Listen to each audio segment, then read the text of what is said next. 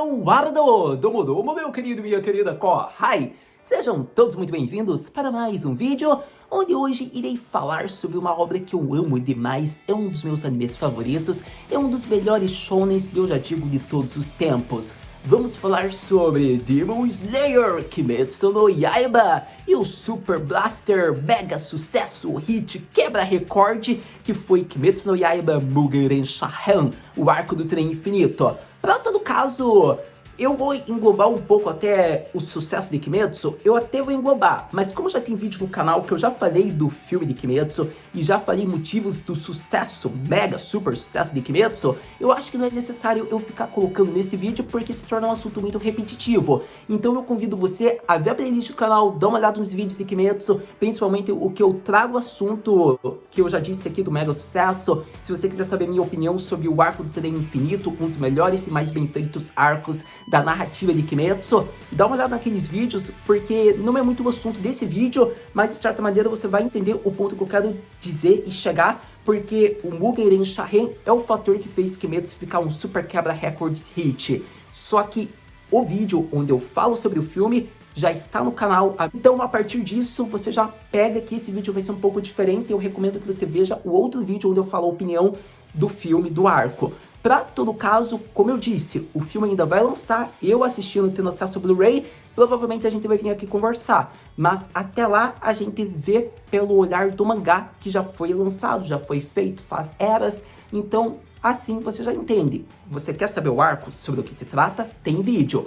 Mas não é bem o tópico falar do filme, eu falo do arco. Pra todo caso, também tem outro vídeo do filme, que foi lançado vários PVs, eu comento alguma coisa, não tem spoiler, então não tenha medo. Então você vê que Kimetsu tem um monte de coisa no canal, é só você não ser preguiçoso, meu consagrado e minha querida, que vocês têm conteúdo de Kimetsu pra ver no canal. Pra todo caso, como eu disse, o foco do vídeo é falar do mega sucesso, mas não até motivos, e falar mais pontos curiosos em torno do mega sucesso de Kimetsu. E o que eu quero dizer com isso? Por conta de que o tópico e assunto do vídeo é falar sobre a influência de Kimetsu e modos, até falar um pouco sobre isso. Por conta de que Kimetsu no Yaiba conseguiu recordes gigantescos para uma obra shonen. Eu quero que você tenha noção que ele se tornou o filme com a maior bilheteria de todos os tempos do Japão. Ele superou A Viagem de Chihiro, que era o filme com a maior bilheteria. Ele acabou com o estúdio Ghibli, ele pisou no estúdio. Hayao Miyazaki deve estar chorando até agora junto lá com o cara de Kimi no Na wa. No caso, não foi apenas a maior bilheteria, ele conseguiu se tornar o filme mais bem assistido dos cinemas do Japão. Para você ter ideia, o número de pessoas, acredito que foi mais de 25 milhões. Nesse total de bilhete, que é relacionado aos números da bilheteria, de quanto foi vendido e quantas pessoas foram assistir, equivale a 20% da população do Japão, ou praticamente a população inteira da Austrália, para você ter noção. Para você ver o número de pessoas que fizeram com que Kimetsu se tornasse o filme mais bem assistido e o maior com bilheteria se tratando. Quando você percebe esses números, você pensa, caraca, é surreal isso, Kimetsu foi ótimo. Isso a gente vai ver quando o arco for lançado em adaptação do filme, né? Porque a Ufotable deve ter feito a coisa mais linda, surreal e espetacular do mundo. Então vamos esperar o filme para daí falar sobre isso. Em termos de narrativa, o arco é muito bem construído mesmo. Isso a gente já sabe porque tem opinião no canal, tem vídeo. Mas, para todo caso, o ponto que eu quero chegar é que Kimetsu conseguiu a influência de uma obra shonen. Hoje em dia, eu não ligo, não me importa falar que Kimetsu rivaliza com One Piece, Kimetsu rivaliza com Naruto, Kimetsu rivaliza com My Hero Academia, com qualquer obra shonen muito bem conhecida. Kimetsu é uma dessas grandes obras. Eu posso dizer que ele é o que mais rivaliza com One Piece, digamos que número assim de records, por conta de que One Piece por 2 anos ficou em segundo lugar no número de mangás mais vendidos anualmente, por conta de que Kimetsu conseguiu o primeiro lugar. Então quando você vê a influência que essa obra conseguiu, a forma como a qualidade da adaptação foi feita e a narrativa dos arcos da história que as pessoas correm pro mangá pra saber, é muito bem feito. Então acontece que nesse ponto a gente vê que é uma obra que tem uma influência enorme. Mas a partir disso, por mais que já tenha arrecadado quase praticamente 300 bilhões de ienes, acontece que é um bom número assim para as pessoas que trabalham relacionado a Kimetsu. O que eu quero dizer com isso?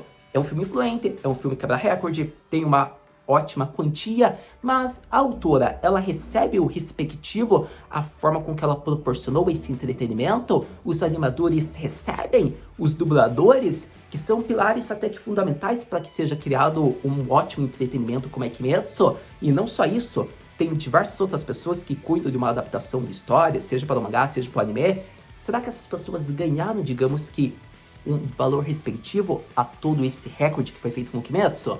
Então, aí você já percebe que não é bem assim, por conta de que por mais alto que tenha sido um valor e bilheteria e se torne um filme mais bem assistido, o valor, o salário, o dinheiro recebido continua sendo o mesmo estipulado.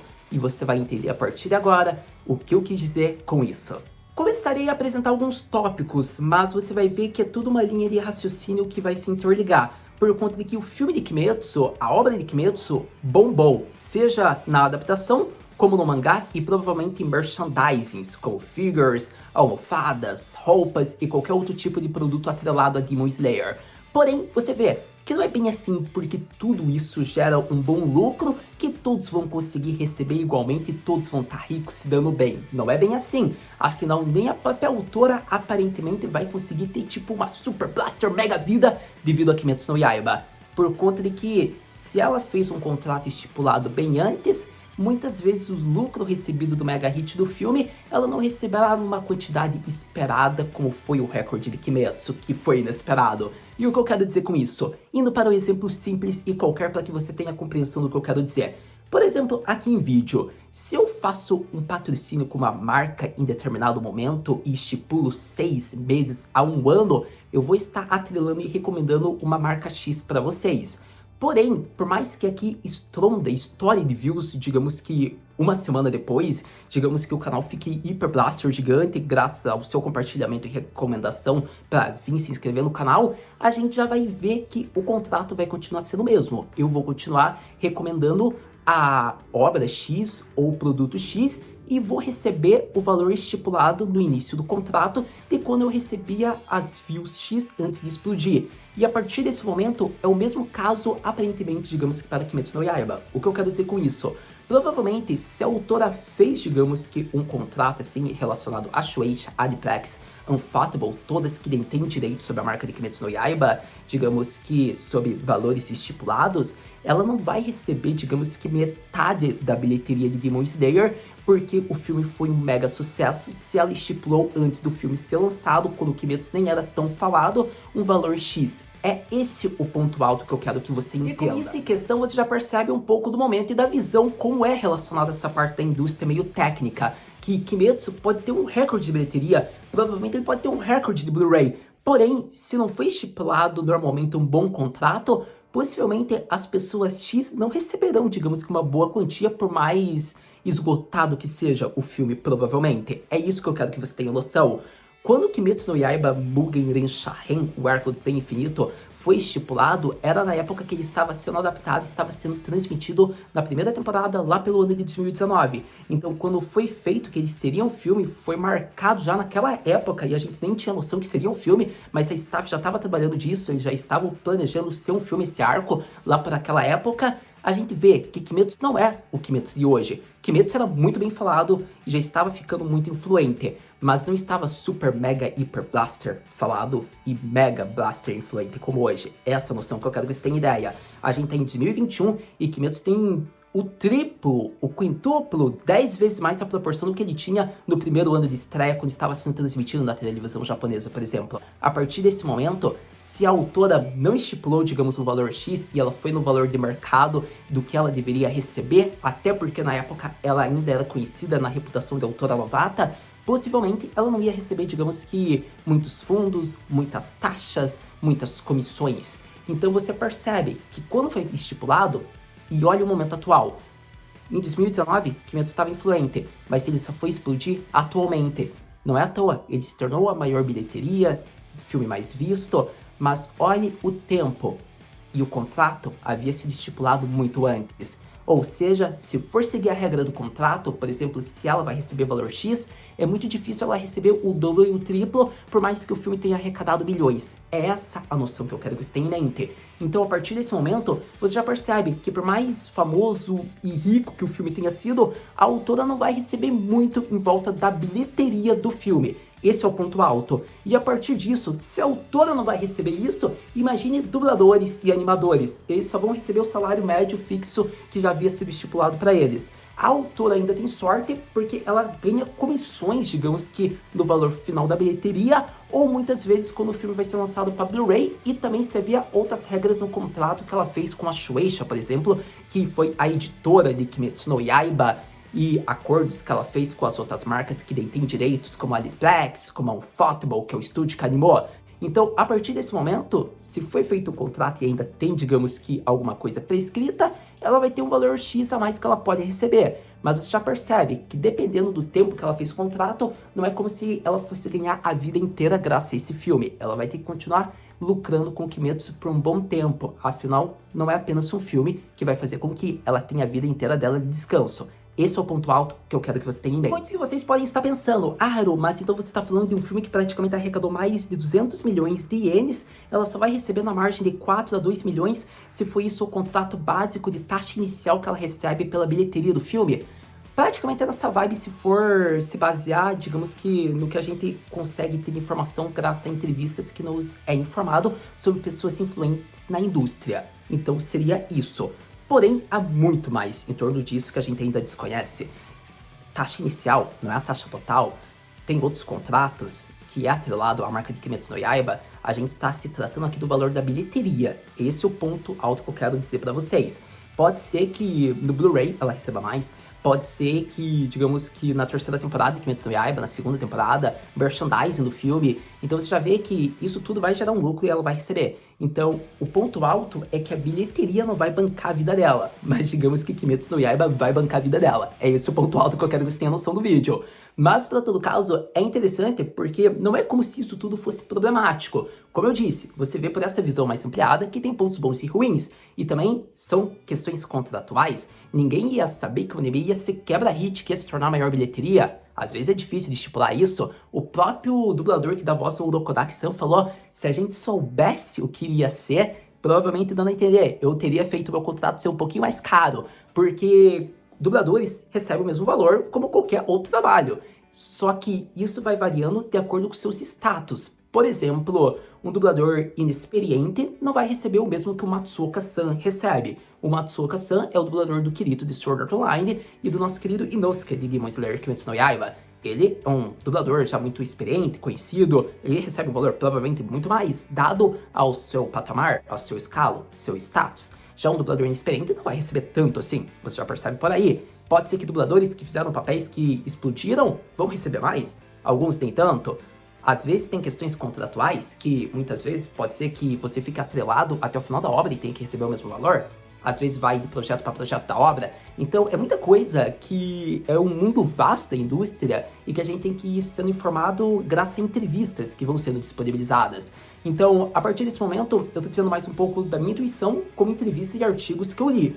E a partir desse momento é interessante, porque você vê, não é como se fosse a pior coisa possível só porque a bilheteria vai, digamos que, para empresas X, porque é direito da Ufotable receber praticamente metade desse valor. Me desculpa, mas a Ufotable foi um dos fatores que fez Kimetsu ser o que ele é. Então, eu diria que se 60% for para o estúdio Ufotable da bilheteria, eu acharia muito ok. Vemos que tem a Aniplex e a Shueisha, mas eu acredito que a Shueisha ainda é uma das que vai menos receber o valor alto, por mais que seja a empresa, digamos, a editora de Kimetsu no Yaiba, a obra original, o mangá. E a partir disso, você vê que o valor vai ser dividido entre essas três grandes marcas que detêm os direitos de Demon Slayer, a Shueisha, a Aniplex e o Ufotable. Provavelmente a Ufotable deve ser quem mais vai receber por ter sido a adaptação desse estúdio a cargo, e depois o valor deve ser metade a metade para a Shueisha e para a Aniplex. Eu acho que, na verdade, a Aniplex que deve receber menos, mas se for seguir na teoria, talvez seja a Shueisha, por incrível que pareça.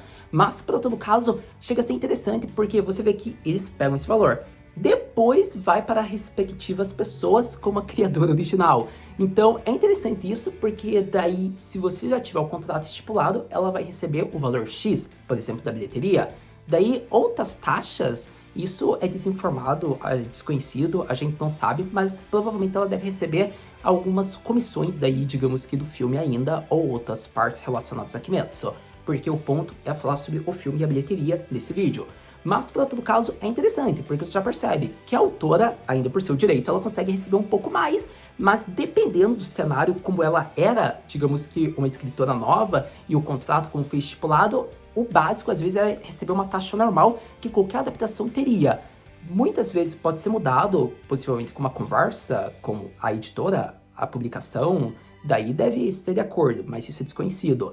Para todo caso, é interessante porque você vê que a influência é gigantesca, mas poucos que conseguem receber um lucro a mais com Kimetsu no Yaiba. Provavelmente o dublador não recebeu praticamente nada, mas eles têm ainda o benefício que eles podem ir em mais eventos, eles são mais convidados, eles provavelmente devem ganhar mais papéis, digamos que para dublar em outros personagens de outras obras, e provavelmente eles têm um status muito maior. Por exemplo, eu quero que você pegue o dublador do Tanjiro. No ano de Kimetsu no Yaiba, em 2019, no final de 2019 a 2020, ele ganhou o prêmio de melhor seiyuu, pra você ter noção. E me desculpa, mas por mais que falem que é por noção do todo o tempo de seu trabalho, Kimetsu no Yaiba influenciou pra ele ganhar aquilo. Porque se não fosse por Kimetsu no Yaiba, poderia ter outro seiyuu que iria ganhar dele. Eu tô sendo honesto com vocês. Não tem como. Quando uma obra é muito popular, por mais que você já tenha anos de carreira, você consegue ainda dar um salto, como ocorreu com Hanae-san.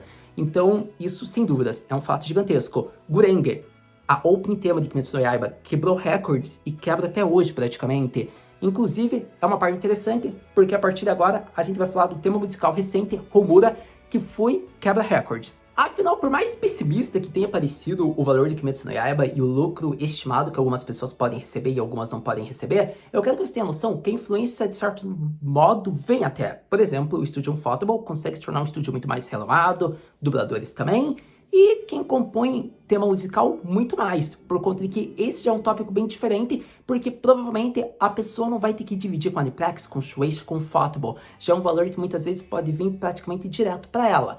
Porém, pode ter ainda questões que é dividido com a gravadora, por exemplo, a Sony Music. Então, tem vários prós e contras ainda, mas eu acredito que o tema musical é muito mais fácil do que o valor da bilheteria, por exemplo, porque a cantora ainda se consolida mais e digamos que todos os shingles, CDs dela vai ser adquirido porque as pessoas se tornam fã dela. E o que eu quero dizer com isso? Minha amada rainha das Anisongs, Risa, conseguiu se consolidar mais do que ela já era na carreira de cantora de Anisong. Porque se ela era a rainha desse tema, ela se tornou a imperatriz de Anisong com Kimetsu no Yaiba. Afinal, ela já tinha temas musicais para obras muito famosas, Fate, Sword Art Online. Porém, Kimetsu no Yaiba não tem como, é um shounen, e shounen chega a ser mais popular para mais pessoas, e muitas pessoas que poderiam possivelmente conhecer a Risa, talvez não eram tão fãs dela, mas quando ouviram Gurenge e Homura, se tornaram muito mais fãs dela, e foram atrás da carreira dela, e assim você vê que a pessoa pode adquirir produtos da cantora. Então, é interessante porque você vê que é uma influência de Kimetsu no Yaiba, do filme possivelmente, do tema Homura, que fez com que a Risa ganhasse a Japan Awards Record do ano passado, que era respectivamente esse ano, 2020 e 2021, mas você vê, Homura foi lançado quando? Acredito que setembro, porque eu não lembro quando o Demon Slayer foi lançado nos cinemas, acho que setembro ou outubro, e você vê, dezembro ela ganhou isso, para você ver a noção, a proporção. Digamos que tem vídeos que ela cantou esse tema musical em canais oficiais do YouTube, já pegou mais de 30 milhões de visualizações. Então você vê que a proporção de uma ótima obra shonen impulsiona muito mais uma carreira que já era consolidada, como a da Risa. Afinal, ela conseguiu várias conquistas graças a Gurenge e Homura, que já foram ditas no canal. Se você acompanha há anos o canal, você sabe aqui do que eu tô falando. Então, é interessante porque você percebe a proporção e a influência que gera. Por exemplo, Homura se tornou uma das músicas mais ouvidas e vai se tornar uma das músicas mais ouvidas de 2021, como Gurenge é até hoje uma das músicas mais ouvidas. Que pode estar no top 15, mas até o ano passado estava no top 5 de músicas mais ouvidas, músicas mais baixadas por download e vendas digitalmente. Então é bacana de ressaltar isso, que traz uma influência boa e valores bons, porque quando se trata de temas musicais, provavelmente, aqui na minha intuição, da minha maneira leiga de dizer, eu acho que a Risa consegue receber um valor muito mais alto que, por exemplo, a autora que tem vários contratos estipulados, porque daí a gente tá entrando em outro quesito. Uma é a autora da obra e outra é a cantora que faz os temas musicais para a obra. Então, é interessante porque você percebe a proporção que vai se dando, porque é singles, é CD, é DVD, além de outros produtos que vai ser disponibilizado graças a Homura.